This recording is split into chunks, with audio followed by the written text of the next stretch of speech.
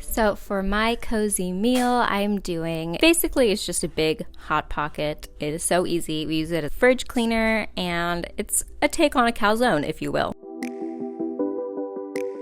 I start out with some store-bought pizza dough, and then I like to put some baby spinach, some chopped up Kalamata olives, those are so good in pizza, half a thinly sliced potato, and then of course I love the Rayo's arrabbiata. It's a little spicy, very tasty. As you know, we are big supporters of all things briny here, so capers and some vegan Parmesan from Follow Your Heart. Now I use the Beyond Meat hot Italian sausage links, but I don't like their new formulation, so I tried these Gardein ones and they're very good. I recommend those. You're going to want to start out by stretching and tossing your dough just like you would regular pizza. I'm saying this to caution you guys. Definitely after it's stretched out, put it on some parchment paper because we ended up having a little pickle, and if you follow me on Instagram, you know what happened. We're not going to talk about it. Let's move on. I'm going to show you my little trick for grating the Miyoko spot. It can be pretty soft to grate on a large hold grater, so I stick it in the fridge for a little bit just until it gets firm, and I take it out after 10 to 20 minutes. It just depends on how cold the cheese is and how cold your freezer is. You just want it to be firm enough for you to really get a good grip on it without it squishing. So just do a little squeeze test. Now you're going to want to spread out your pasta sauce onto half of the dough. Grate on some cheese. We put on some of the sliced potatoes. Guys, potatoes inside a giant calzone or Hot Pocket. Oh my gosh, on pizza, heaven. Try it out. Let me know. My favorite potatoes to use for this are the yellow potatoes because they're so creamy. Then I sliced up some garlic and added it just for a little spice, a little flavor, and sprinkled it throughout. Then we added our baby spinach. Sprinkled on some sausage, added the Kalamata olives. Guys, Kalamata olives on pizza, if you like a salty zing, highly recommend. Then a little sprinkle of the Vegan View approved caper vegetable that we all know and love. Then we added a little more sauce so there's not a dry layer on top. Grated some more cheese. And I added some of this flake salt. As you can see, the salt flakes have this really gorgeous texture, and it's nice because it adds a little bit of bite and texture. Then again, I wish we had done this on parchment paper. If you know why, you know why. It got stuck and we had an unfortunate mishap. But you're going to want to fold it together, and then you're going to want to connect the edges and seal them with this kind of twisty tying method, kind of like an empanada, or like, I don't know. I feel like it looks like an Uncrustable sandwich, but that's not how they do that. Okay, anyways. Then you're just going to follow the packaged dough instructions for baking, plus or minus 5 minutes, and you should get a delicious giant Hot Pocket. And we slice these up into little bite-sized pieces. Hey guys, so for dinner tonight, I couldn't decide if I wanted to have like a vegan fish taco or if I wanted to do kind of a rice bowl situation. And the thing is, as usual, I wanted both. So I kind of did a hybrid of the two. Has all the flavors of a fish taco, really bright and summery and fresh and kind of beachy, but really, really easy, really hearty, much healthier than like a deep fried fish taco, and very meal prep friendly. So it checks all the boxes. It's really, really delicious, really easy to make, and I'm going to show you how I did that right now. My strategy in the kitchen is always to start with the item that takes the longest or maybe needs to rest for a while, and then work my way down from there so that I'm not wasting time and I can get dinner on the table as quickly as possible. So in this case, I'm going to be starting with some slaw. This is going to add a nice kind of crunch and zesty tang to our dinner, and it is only going to get better as it sits. You could even do this the night before. So I just have some shredded cabbage, radishes, red onion, and some cilantro. And I'm going to add that to a big mixing bowl along with some white vinegar. I'm using rice vinegar and also some fresh lemon juice. I love layering acids in any kind of slaw like this. It just adds a really great flavor. Then I'm doing some salt and pepper and 2 generous pinches of sugar. This isn't going to make it sweet. It's just going to help to balance the acidity and also to help to draw out some of the moisture in the, in the vegetables, and it will help to mingle with the vinegar and the salt and the pepper and create a really delicious dressing after it sits for a few minutes. And while that hangs out, I'm gonna go ahead and make my cilantro lime rice. Now I'm using batch cooked rice that I had made 2 nights before. So this is a really great way to use up leftovers and kind of change them up, zhuzh them up, make them a little more fun. But you could also just do this from scratch just by making the rice while you were making your slaw. And to add lots of flavor, I'm doing lime juice and lime zest with some more cilantro, salt, and pepper. And the last thing I'm gonna assemble here is the tuna. And so for this, I'm using some vegan tuna. This is my favorite brand. You could also do chickpeas if you wanted. You just wanna pulse it or mash it a little bit so that it has the consistency of flaked tuna. And then add that to a pan along with a little bit of olive oil and some Old Bay seasoning.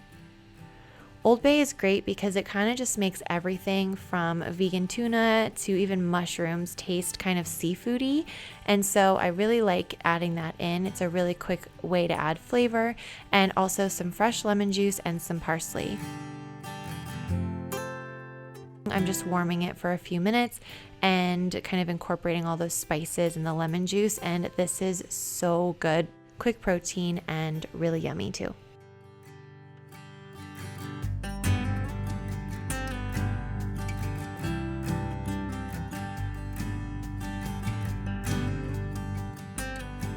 So now that the slaw has rested while we were preparing the other ingredients, the acid and the salt and the sugar has worked to draw out some of the moisture from the vegetables, and it all kind of mingles and marinates and gets super flavorful. So I like to just toss that around one more time to make sure that all the veggies are well coated. And I'll add that along with the rice, some greens, the warm vegan tuna mixture, and then this is my tahini lemon dill sauce. I added fresh dill, so it got really, really green and just so flavorful. And then I'm adding a little more dill and a little more cilantro on top, and I'm gonna serve this up with some fresh lemon wedges. A lot of what we're getting here is contrast in texture and flavor. We have warm with the warm rice and the warm tuna, and we have the cold salad and the cold slaw. We have crunchy and zingy. We have creamy from the tahini. We've got all different kinds of things going on, and I think that's what creates this really delicious kind of fancy feel to the dinner, even though it is not hard to make at all, and it does come together really quickly. This is one of the best meals I've had in a long time, and I am so in love with it, so I hope you will love it too. The recipe will be in the description box below, so make sure you check that out, and I am gonna go finish this delicious dinner. Bye. What is the best cure for a global pandemic and never-ending anxiety? Carbs. So that is what we're gonna do. We're gonna make a cozy dinner, and I do not have the mental capacity to come up with a recipe right now. I mean, I never do, but like especially right now I don't. So I'm going to be making a recipe from this book, Vegan Comfort Classics. This is Lauren Toyota from Hot for Foods book, and not to brag or anything, but it's signed. So I had so much fun thumbing through this because honestly everything looks delicious. Bacon mac and cheese skillet, excuse you. I have already committed to making the mushroom fettuccine alfredo. This is what it looks like. You guys should definitely pick up this cookbook if you haven't already. Anyways, this just sounds really nice and cozy, and pasta is just my go-to when I'm feeling like I need comfort food. So I'm gonna make this and I'll let you guys know my thoughts. I've never made this dish before, so I'm very excited. I'm gonna go to the grocery store and then I will be back to make this with you guys. And we're back. So I went to the store, I got everything I needed except fettuccine. Apparently Whole Foods does not have fettuccine right now. I don't understand, but I instead got this tagliatelle pasta, which is going to be similar. It was either between that or linguine, and I like tagliatelle better. I like the flatter, thicker noodles. So that's what we're gonna do. So it's gonna be a little bit different. But I got everything we needed, and now I'm gonna go ahead and get started. So I'm just starting with some boiling water, adding lots of salt, chopping up the ingredients. So I'm chopping up the onions right here, adding that to a pan with some olive oil, and then cooking those until they are soft. And then I'm adding in the mushrooms.